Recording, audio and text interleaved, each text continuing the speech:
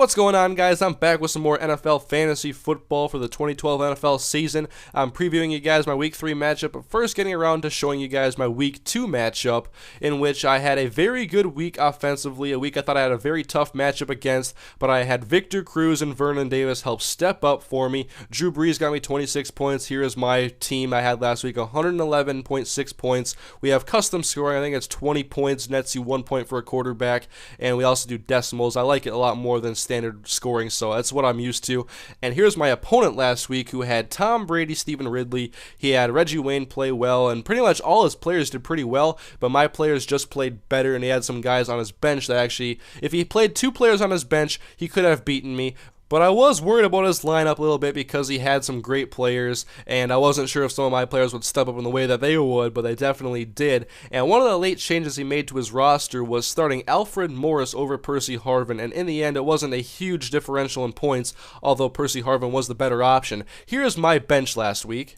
I'm not exactly sure why I had Roddy White on my bench. I just liked the matchups I had. I should have started him over Brandon Lloyd. He had 16.2 points. That was my only mix-up on the... I've only had 2 times this season where I could have picked a better player, and in the first week it wasn't really a big difference. It was like 0.6, and this week it was bigger because I had Roddy White, who did better than Brandon Lloyd, but still I had a very good week on fantasy football. I really focused on this draft on drafting wide receivers because I think they're more reliable than some of the running backs that were available, and so far so good for my offense, although I have had pretty bad running back play other than Doug Martin. And I picked up Kevin Ogletree and Donald Brown, not because I always think these players are going to do good after they spark in 1 week, but I just pick them up so nobody else can have them, and I'm not even playing them. I want them on my bench so nobody else can have them. I just hoard good players after they have a good week so nobody else picks them up, and if they continue to play well, then I'm just going to hang on to them, maybe play them later. But I don't need a backup tight end or anything like that right now. I can focus on that later when I actually have a bye week coming up, but I'm good for now.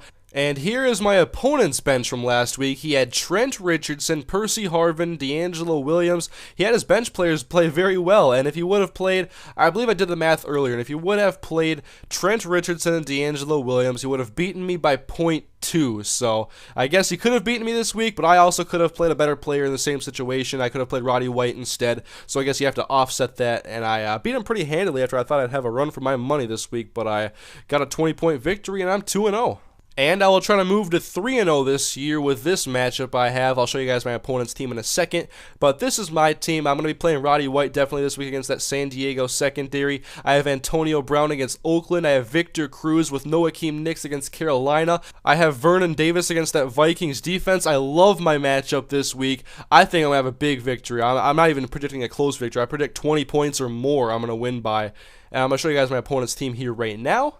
And I believe I am already winning because Michael Turner has a DUI, and so we'll see if he gets docked any playing time, but I'm not really high on Marcus Colston. He's kind of a boomer bust player in fantasy. Miles Austin, you never know if he's going to stay healthy, but he has had 2 productive weeks so far. Julio Jones, not so much last week, but he's always got that big play potential. Rob Gronkowski with no Aaron Hernandez. He has Cam Newton against the New York Giants. So he has some good players, but I think my matchups and my players against the teams that they're playing against just have such a better matchup than my opponent this week, so I like my chances in fantasy to go 3-0. And once again, I was at it this week on the waiver wire. I picked up Danny Amendola and Daryl Richardson after they had good week 2 performances, but I'm not starting them. I'm just hoarding them so nobody else can have Danny Amendola and his 15 catches from last week. So I couldn't pick up another receiver. I was going to pick up somebody else. I forget who, but I have too many receivers, so I had to pick up a running back instead. I know Donald Brown isn't anything special, so I picked up Daryl Richardson, and I'll play him maybe if Steven Jackson does go down and he doesn't stay healthy, but I like my receiver situation. I don't need to start more than one running back other than Doug Martin, so I'm liking my matchup right now, and here's my opponent's bench. He has Demaryius Thomas, Beanie Wells, who I don't think much of in fantasy. He has Jason Witten, Sidney Rice, Pierre Garcon, Matt Schaub, and so yeah, he doesn't have a great bench. He has a couple players I would not have in my fantasy team, but I don't expect him to make too many more moves on his starting roster. I like the team he has starting against me, but I do not like his matchup against me. I think I'm going to go to 3-0 this week. I'm very confident in my fantasy team to put up some big numbers this week, but But last time I got too cocky against this player in fantasy, I ended up losing the semifinals against them to go to the championship game, which was the week of the Miracle at the Meadowlands, and I had Deshaun Jackson and Michael Vick on my team that week, but it was a shootout. I had like 130 points, and he had like 150. It was ridiculous. So anyways, guys, that is my fantasy football matchup for week 3, and next week we'll see if I do any more action on the waiver wire. I'm thinking about dropping David Wilson to pick up somebody that I can hoard from somebody else, and no one's been offering me any trades, so I don't know. I just like hoarding players on my bench. But anyways, guys, thank you for watching. Leave comments in the video. Let me think about my fantasy matchup this week, if I'm going to go to 3-0 and remain undefeated. One of only 2 undefeated teams in our 10-man league right now at 2-0. But anyways, guys, thank you for watching. I'll see you guys next time.